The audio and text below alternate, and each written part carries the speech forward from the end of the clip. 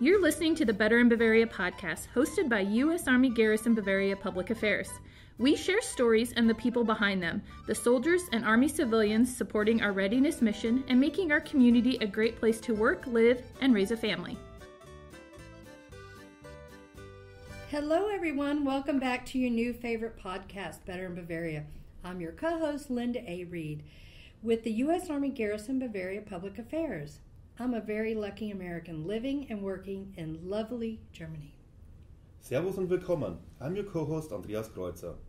I'm also a public affairs officer, and I'm born and raised in Vilseck, Bavaria.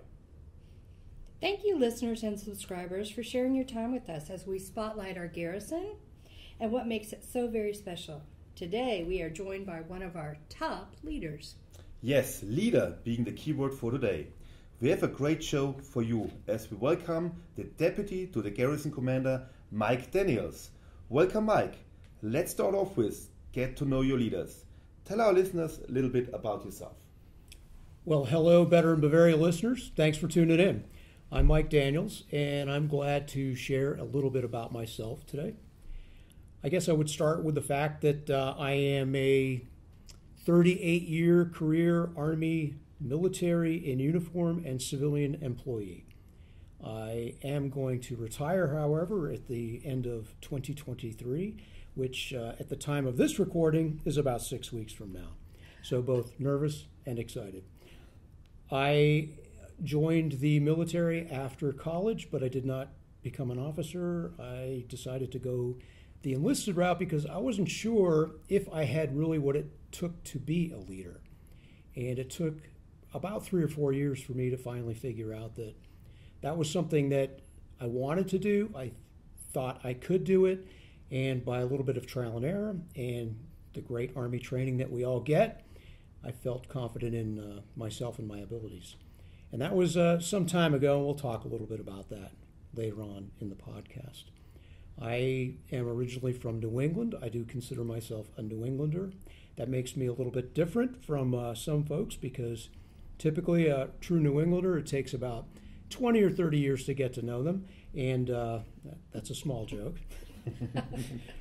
We tend to be very loyal, and I think that has a lot to do with being a good leader and a good teammate in the Army is the loyalty piece, and we'll also talk a little bit about that. My wife has traveled with me for these last 32 years of my career, and we have 2 grown children and 2 grandchildren.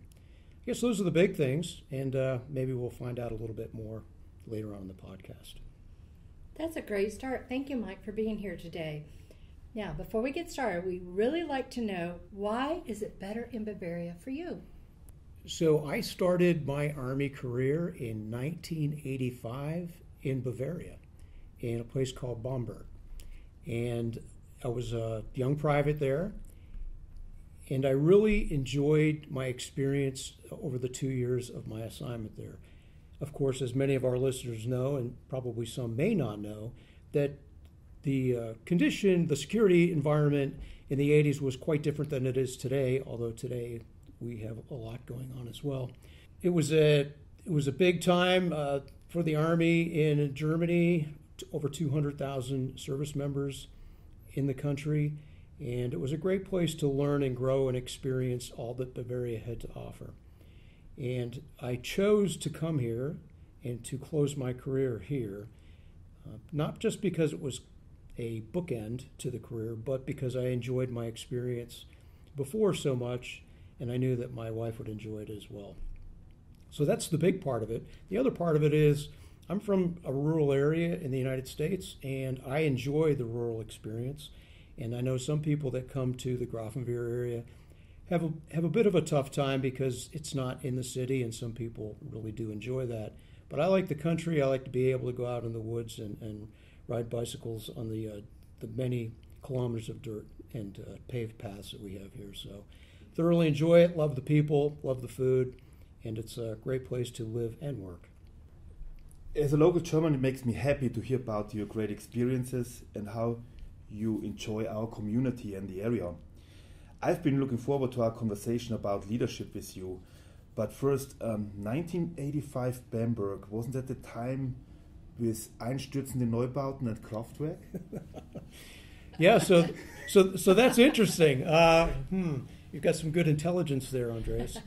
So yeah, there was a lot of interesting music going on in Europe at that time. I'll talk a little bit about that later too. But yeah, for sure, as well as the Totenhosen and some other groups that were popular at that time. So you can see already a little bit about me. I don't necessarily tick like everybody else, but that's okay.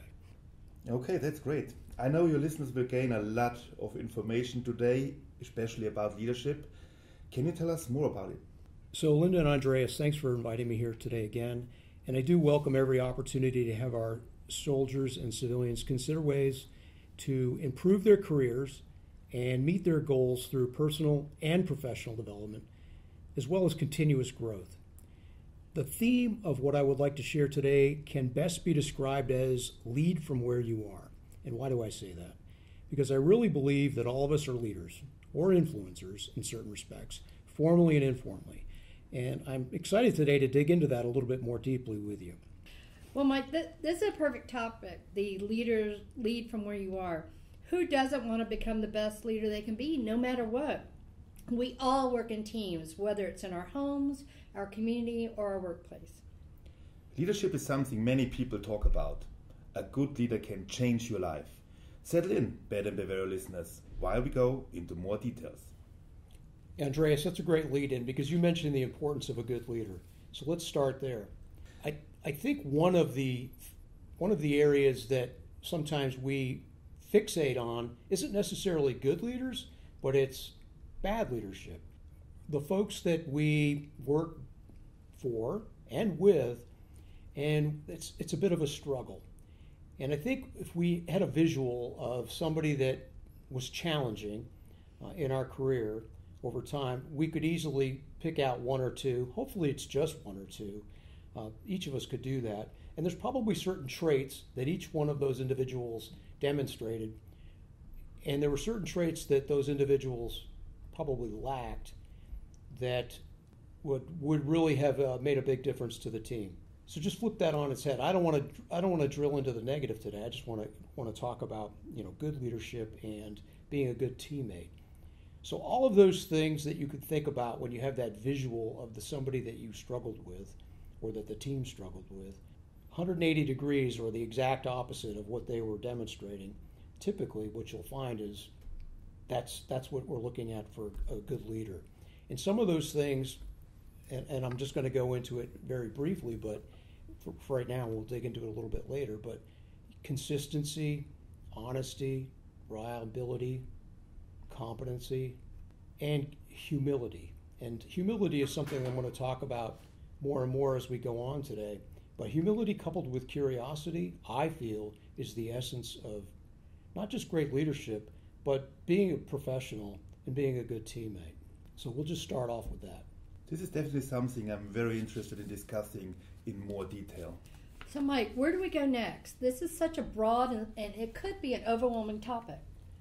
Yeah, Linda, indeed. So do a Google search using the keyword leadership. Did your computer break?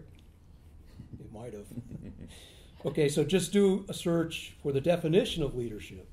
There's still tens of thousands of entries. And books on leadership, the websites out there include the big one that starts with an A, has over 10,000 books on leadership for sale. I mean, I don't want to oversimplify this complex topic, but let me just use a simple framework for the discussion this morning called be, know, and do to start this one off. Have either of you heard about that? I've not heard about this, Mike. Can you explain how this relates to leadership? Sure. So I said I started my career in the Army in the 80s, and in the late 80s and early 90s, we were going through a transformation. We were drawing down our military and our Army in particular after the first Gulf War, and that caused a lot of tension and angst within our organization because we had built up, and like I said, we had over 200,000 service members just in Europe and Germany alone. And so we had a 1 million-man Army on the active force, and we had to bring it down. And professionalization of the military and the professionalization of the Army had really started in earnest after the Vietnam War, but it picked up pace in the late 80s and early 90s. And we had a leader in our military who came up with a very simple concept, which I believe to be a very simple concept, and I learned as a young soldier, called be, know, and do. And let me just break it down for you. So the B is your character. It's who you are, your values. It's modeling the way, to use the phrase that's in a popular leadership book. It's your authentic you. You can't hide that. And so it's something that you're always growing and working on. And the B is the essence. It's leading from the heart. It's your personal courage. And so think B, think heart. So there's your visual. Know. Know is competence. Leaders and every teammate has to be competent. You need to know your job, and you need to know your team and teammates. You need to know everybody on your team. And as important, if not more important, is you need to know yourself. You need to be self-aware. And part of that is being a lifelong learner. Lifelong learner not only assists in your competence, but it also helps you gain techniques and become more self-aware, but also to learn how to be a better teammate and to learn how to interact with others better. So when you think know, think your brain, your head. And then do. So do is be and know in action. Do is being a servant leader, being present for others and your team at all times. And do is do what you say you will do. And that's pretty critical. That's follow up and follow through. It's being true to your word. And like I said, following up with people and following through. And if you do what you say you will do, you avoid that pitfall that many of us have fallen into or see others fall into, and that's the word deeds mismatch. We always hear the expression when you're growing up of, do as I say, but not as I do. No, it should be both. And so we really need to think about that and reflect on that. And we need somebody in our lives, in our personal and professional lives, that can check us on that we've empowered to be able, there should be a bunch of people, but there should be at least one or two people out there that you've specifically told, hey, when I am saying or doing something that is not in line with what we've agreed are, our shared values, you need to check me on that. You need to help me understand that. And we need to do that professionally but candidly. And I think that's an important part of the process too that we sometimes overlook. Not saying that everyone's free to go ahead and check me on my actions, but being specific and giving people not just permission, but giving them the task that you've assigned them. Say, listen, it's not just okay, it's an expectation. I want you to do that. It's important for me, and it's important for our team, and it's important for our relationship. Because these things that I'm talking about, they don't just apply in the workforce. They apply in our daily lives. They apply in our personal relationships and our professional relationships. They make us a better family member, partner, they make us a better community member, and they certainly make us a better teammate. And we'll dig into that a little bit more, but I just wanted to talk about that just general be, know, do framework. And if you could see, because today is just an audio podcast, I would sketch out a stick man. I'm not a very good artist, but I would actually draw it and just draw the be, know, do, and the be with the heart, the know with the head, and the do with the hands. So head, heart, and hands, be, know, do. Well, I'm really inspired what you just spoke about. I mean, it's a simple and visual concept, especially when you talked about being a servant leader. As an Army civilian, we're civil servants, but also we work for our team, not so much the other way around. So I really appreciate that. Thank you for sharing it. Leadership, equal parts, head, heart, and hands. I love it. It's an art and it's a science. Thank you. Yes, I'm drawing my leadership stick figure right now. It's got me thinking of my leadership style and those I've experienced in my career with working for the U.S. Army. Thanks, Andreas. As I said in the intro, you don't have to be a supervisor to be a leader. I firmly believe in leadership at every level, and that really successful teams and organizations establish cultures that grow and develop that capability up, down, and across every echelon of their team. So I talked about servant leader in a couple minutes ago in my last answer. Servant leadership gets mischaracterized at times, but I think the essence of servant leadership is just really being there for others. That's a simple way to put it. If you're a formal leader in the organization, you've got a title, you've got a rank if you're in the military, then there is an expectation that you are a leader by default. You still need to be there for others, regardless of your rank, regardless of your status in the organization. And I think that goes without saying, but I do think that it's something that we need to remind ourselves of from time to time. Because the only reason that we have leaders really is to grow that organization and grow the people in that organization, because that's the future of the organization. That's what makes a successful organization. So good leaders grow leaders. Good leaders take the time to learn about everyone on their team, and they ask good questions. To ask a good question, you've got to listen. So good leaders need to be good listeners.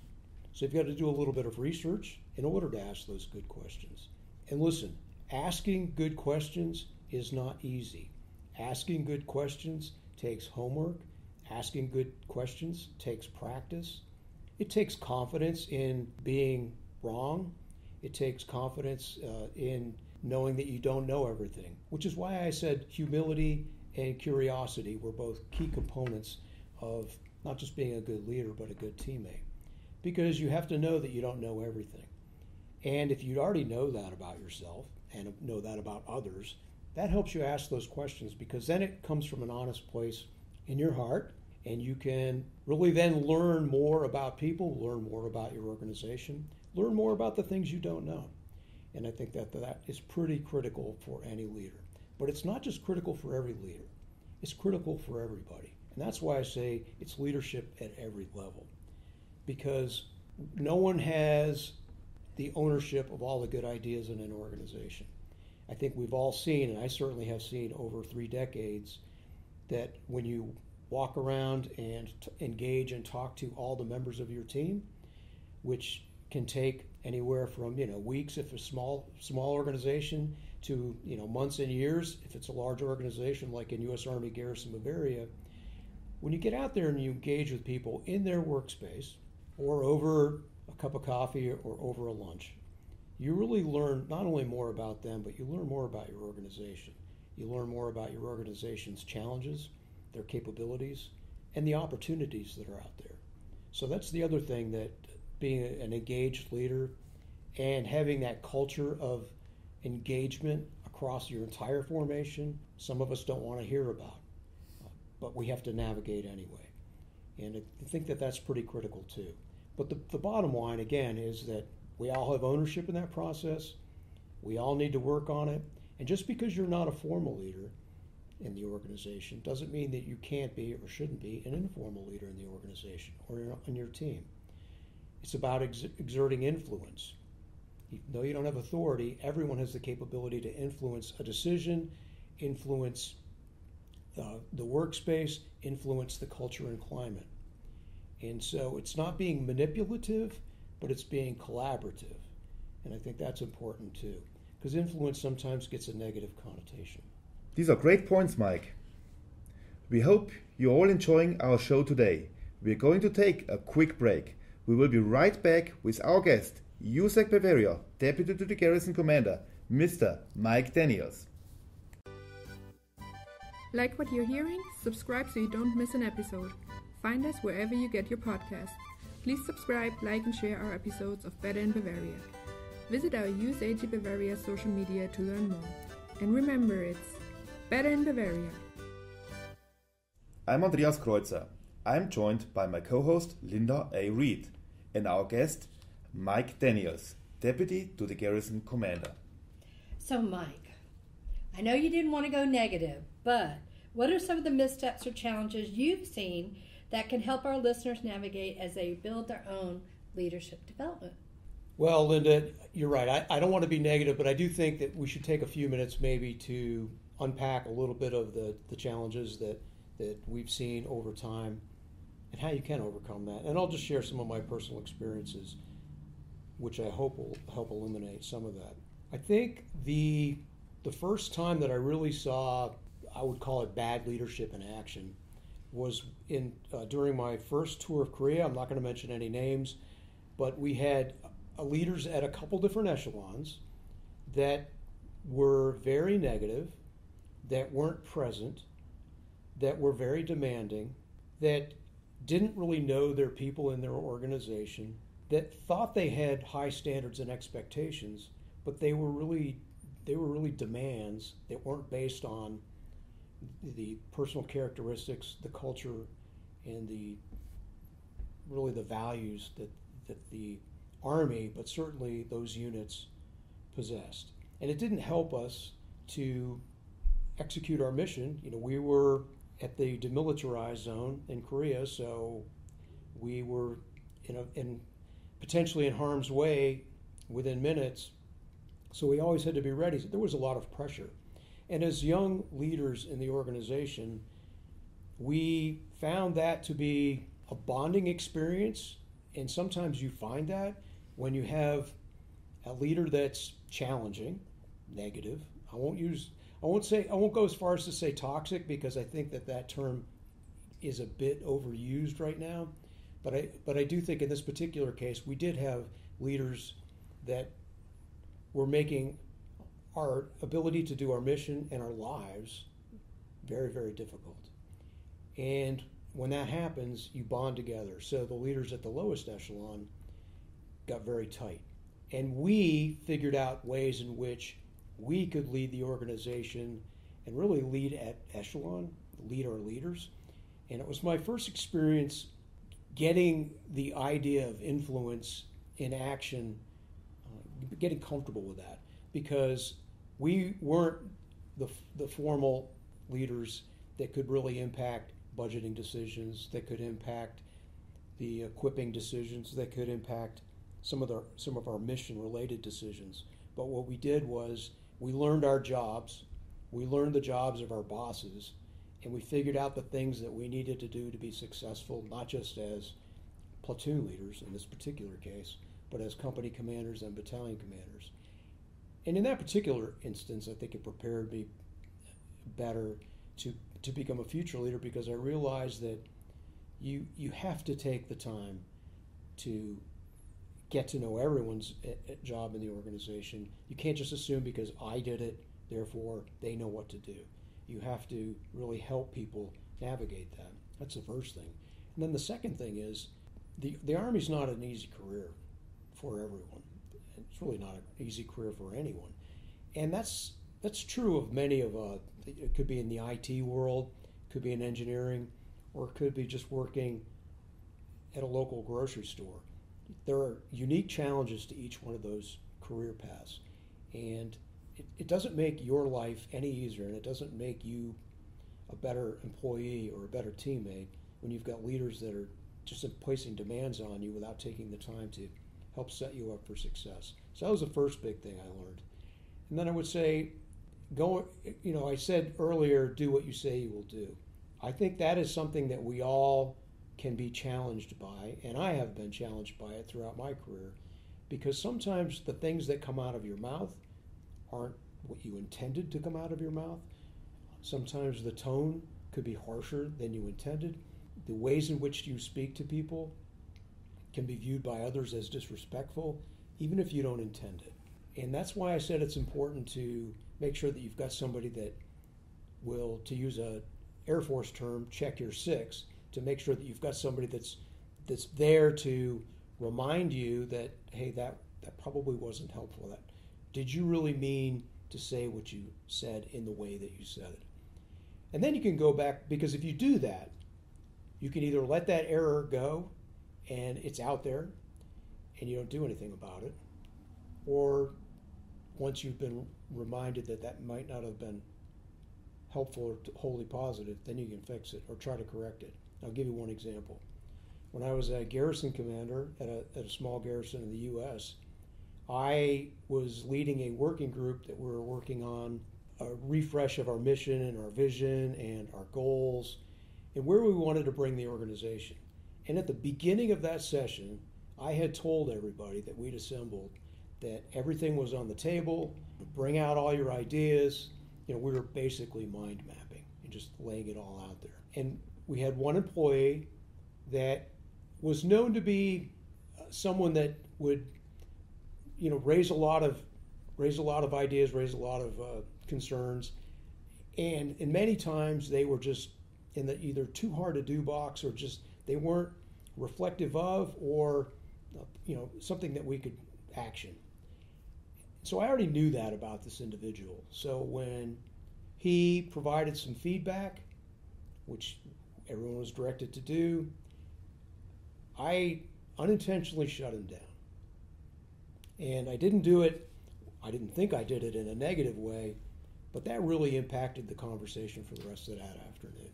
The next day, I had reflected on it that evening. Nobody told me that I had done it, but I reflected on it. And the next day, as we started the session, I started by an apology to the individual, and because I realized that the way I had acted, what I had said, was one, it wasn't in line with the way in which we had wanted to run that particular session, but more importantly, I think it wasn't the kind of organization that we aspired to be. It's certainly not the individual that I aspired to be, but you have to be humble, right? So I admitted I was wrong, and then moved on. So those things, that was not a one-off, right? Those things happen from time to time to all of us. But you have to take the time to learn from that, grow from that, and make sure that others know that you're learning and growing, because then they feel safer to do the same thing. So to unpack a little bit about what you said, I was really interested in when you talked about your Korea experience, because that was one of the ways that you build a team when folks have a real or perceived enemy. Not that your boss was your enemy, but it really brought your team together. I mean, sports teams and fans use that. They have their animosity towards one person. Companies use that with competition. So I think that was really important to what you brought up. So you also mentioned mind mapping. Do you have any other tools to use for good leadership? So Andreas, there are a lot of exercises that organizations can do, and a lot of the resources are available for free online and in some of our professional development that help us navigate some of these challenges as individuals, but also as groups and teams. I will tell you that the crucial conversations, critical conversations, crucial accountability, training and books that are out there, and some of the exercises that are associated with that are some of the best that I've seen, because it's really breaking down the essence of some of these challenges is communication, clear communication, to hold ourselves and each other accountable, and to do so as I mentioned before, in a safe way. Amy Edmondson is a professor and writer, and she has a book on that covers the subject of psychological safety. And I think that's very important and powerful too, is that we can't disregard the fact that everyone has a different comfort level, everyone has a different level of safety.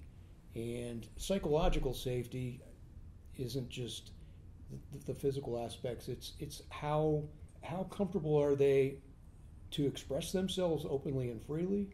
Is the workplace feel like an inviting, open environment? And multiple other factors. And so having conversations about that with your team, having conversations about that with your family, I think are pretty critical to be able to really get things out on the table that you might not have understood about everybody on your team, because we're all different. And we all have those different levels and those different tripwires. And so we have to understand that. You have to prepare for those kind of conversations, and you have to take the time in those sessions to protect the time so that people can feel free to share, safe to share. And sometimes you need a facilitator to bring somebody in to specifically do that, because there's not always somebody in your organizations that has the skill set you need to be able to take you through some of those exercises. But thanks. Mike, these are all great considerations. Sometimes you must take the initiative to select your developmental journey. Let's talk about some of your final leadership points. Wow, okay, that's a... Really, is that all? That's all you want to know? Like I said, there's so much out there. And over my long-ish career, there's a lot that I've really garnered over time. So other than the be, no, do, I think that there's a couple different things that I wanted to talk about. I want to remind you again about the importance of being a trusted leader. A trusted leader or person, if you remember, serve, share, and care. You serve others, you share your best self, and you share all the knowledge and all the lessons that you've learned, and you truly care about the others on your team. Truly care, and you demonstrate that in action. I talked about humility, honesty and vulnerability, curiosity, listening and learning, but also being a lifelong learner. That's pretty critical. We talked about competency, and then consistency and reliability. Sometimes that's something that's overlooked, but to be a really good leader and to be a great teammate, we have to be consistent, and we have to work on that. And then I would also mention a term, compassionate candor. We have to hold each other accountable. We have to hold ourselves accountable. But we have to do that in a way that shows we care, and that's pretty critical. Sometimes we are a little too blunt, a little too candid, and we don't show the caring part as much. So those are pretty important. And there's some good books that have been written on that recently, and I would tell you that to go out and search those out. I mentioned influence and the importance of influence. That's a subject that I think all good leaders and all good teammates should read more about, because all of us are followers and leaders. We're responsible and accountable to someone, ourselves, our team, our community, our family, the leadership, our Army. And I would say that you've got to take ownership of the process. All of us, we have to take ownership of this. We shouldn't rely on somebody else to tell us to go read a book or go to this class or do this thing. We owe it to ourselves to become better people and better leaders, better teammates. So we got to think through that. Think through your role now and think through your role in the future. What does that look like? Think about your impact. What impact are you making in the organization? What impact could you make in the organization? And then what impact could you make in the future? The two other key concepts: be generous, give without keeping score. That's something that I think is also overlooked. It's not a zero-sum game. If you just give and you're generous with your time and you're generous with your thoughts, that pays dividends into the future. And don't worry about where it goes after that, because it'll only go in good places. And then along the lines of being a lifelong learner, I like the term be porous. Absorb new ideas, absorb new thinking, new behaviors. That goes back to being curious and being humble. And then there's take 10. So what does that mean? That could mean just about anything, right? Yeah. So take 10. Try to take 10 minutes every day to have a meaningful conversation with someone on your team, or maybe somebody in your family. A meaningful conversation. So just take 10. That reflects curiosity, and it'll also lead to growth. And just remember that change starts by exploring opportunities. It's not focused on obstacles or sowing division. And that is the essence of having productive relationships at home, at work, and in your community. And then the last thing I think I would wrap this up with is there is a book that I find, of the tens of thousands of books that are out there, and I've read over, I think at least over 500 books on leadership, and I've been to all the Army's professional development training, both for military and civilians. But I think that the book, The Leadership Challenge by Kreuzer and Posner, it's on its 7th edition, so it probably tells you it's decent. There's 5 practices of exemplary leadership, and I think that they apply to everyone. One is model the way. So as I said before, do what you say, what you will do, but, leadership in action, being a good human being. 2 is inspire a shared vision, but that takes conversation too, to know a lot about your organization, but know where we are going and know where we could go. And it's not easy to be inspirational, but we all can do that. And it needs to come from your heart, and it needs to come from a positive place.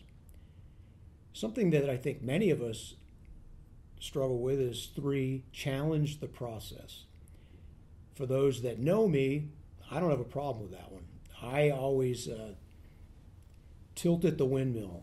I'm happy to challenge the status quo. That isn't to be negative, and that isn't to be an obstructionist, but it's because I'm naturally curious. I believe in a growth mindset, and I believe we can always improve. I know I can always improve, and I know others can, but I know our organization can too. And sometimes we get stuck. And the Army is one of the largest organizations in the world, and it can be a bit bureaucratic. So it's okay to challenge the process. We all need to do that. Number 4, you have to enable others to act. So you need to, as I said before, be a servant of others, collaborate, and strengthen the team. And then lastly, encourage the heart. As Kreuzer's imposter and say, I love this expression, liberate the leader within everyone. And I think we'll close with that, because I really do think that the essence of being a leader is being able to do that one thing. You liberate the leader within everyone. Well, Mike, we're not ready to let you go yet. I know that I've benefited from the Army's values and the special emphasis that they put on training and developmental program for civilians. So do you have any developmental tips for our current and our future leaders? So I do think that lifelong learning and just having that lifelong learning ethos is pretty critical. So personal reading is important. And there's no excuse these days for people not to go ahead and to read. And I know that that the expression "readers are leaders" or "leaders are readers" rather, is 100% accurate. You've got all these resources that are now free because of our online digital libraries, and you can listen to the books. And there's podcasts on leadership, and there's podcasts on other topics. So there are many different venues and digestible ways in which you can take some of this information in. That's the first thing. And then the second thing is the classes that are available to many of us, especially in the military, in the Department of Defense, and many of the online resources, most of which are free. You need to avail yourself of that and just put in the keyword leadership, or maybe it's communication, or maybe it's something technically related to your job. But there are many different resources out there. And this is also a good way to experiment. I told you be curious, but just because you're a public affairs officer doesn't mean that you're going to do that for the rest of your career. There might be something else out there that inspires you. There might be something that you're not even sure yet that you're that interested in it. So challenge yourself. Take a class in something else that you think you might be interested in, and maybe that's your way to safely dip your toe in the water before you actually go ahead and apply for a different job. And then lastly, there's the structured professional development that we have in the Department of Defense and the Department of the Army, our civilian education system, and the associated classes. Those are critical components to our education as Army civilians. They're not nice to do, they're need to do. There's some associated classes with that while not required are great resources, and they are an investment of your time. Sometimes the organizations will allow you to do some of this training on your 40-hour work week, but sometimes there's a personal investment as well. I do think that the personal investment's key, because it does two things. One, it shows the organization that you are invested in your own growth and you're willing to go ahead and take the next step. But two, if you invest your own time, you're telling yourself that it's important. You're writing yourself a check, and I think that that's a pretty critical component too. All good points. This was very inspiring. How about for you, Linda? Definitely, Andreas. Okay, Mike. Here's also what our listeners really want to know. what do you find to be the most interesting and enjoyable part of being a senior leader at the garrison for you? So this is my fourth different experience being a leader with an Installation Management Command, and they're all unique in many regards, but the one thing that's the same is the quality of the people that you work with, the pure enjoyment that I get by meeting others on the team and hearing their stories, why they do what they do, their ideas, what keeps them going, and the fact that we're all service oriented. We are here to serve the nation, serve the Department of Defense and the Department of the Army, but also just serve those people that walk in our doors, because most of us do provide a front door service. So that's inspiring, and people are great. That's the thing I'm going to miss the most about not doing this anymore either. It's just that daily engagement with people from all different walks of life that have somehow ended up in the same place. And we're all moving the organization forward together. As we wrap up, what would you like our audience to remember from today's episode? Well, Andreas, I think that some of the key points would be everyone's a leader. We're here to serve not just our customers, but we're here to serve others on the team. So think of everyone on the team as your customer as well. Personal growth, stay focused on that, but do it from a position of both humility and curiosity, that you don't know everything and that you want to continually learn more about others, learn more about your organization, and we're in Bavaria, learn more about where you live. All of those are essential elements. Well, quite an inspiring chat today. And full disclosure to our listeners, you are my direct supervisor. So this has been great to kind of have you in the hot seat to talk to you and pick your brain. And I just want to thank you and let you know that our PAO team and myself, we really appreciate your support and leading us so successfully. Mike, thanks for joining our podcast today. We all appreciate you and your engaging leadership talk today. And as a last question, you retire soon. What are your retirement plans? Oh, okay. So what I think I'm going to do is enjoy time with my family, my children and my grandchildren that are in the United States. And what I think I'm going to do is cycle around the United States and Canada, long distance cycling across the country and cycling the East Coast Greenway, which goes from Maine to Key West, Florida. That's what I think I'm going to do. But as we all know, the best laid plans, who knows, I might end up working again in local government or for a nonprofit. We'll see. Okay. Well, those will be lucky folks. And thank you again. We definitely had some gems today in this leadership topic. What is that sound? That music means it's time to learn a new German word or phrase. Mike, would you like to take the lead on this one today? Okay. So I don't have a snazzy German word that's related directly to leadership. But I did talk about the fact that my career started here in Germany in the 1980s. And Andreas, you mentioned a couple musical groups, one in particular, Kraftwerk. So I will relate that somehow back to leadership as I learned to be a young leader here in Germany in the 1980s. And the word today is Schaufensterpuppen. Oh, that's a good one. I need to hear it again. What is it? Schaufensterpuppen, which, if you want me to go ahead, so I think its literal translation is window store dummy, but also mannequin. So that's really not related to leadership directly. So we don't want to be a Schaufensterpuppen, right? We want to be alive and in action. We don't want to be that cookie cutter leader. We want to be the exact opposite of that. How's that? This is great. This is one of the German words. Like another one would be Handschuhfach. Like a hand is a hand, a shoe is a shoe, and a handschuh is like a shoe for the hand, a glove. And a Fach is a box. So a Handschuhfach is a glove box. So interesting words here, right? So are we all ready to practice your favorite German word? Yes. Okay, let's go. Schaufensterpuppe. For more Better in Bavaria podcasts, subscribe, like, and share our episodes.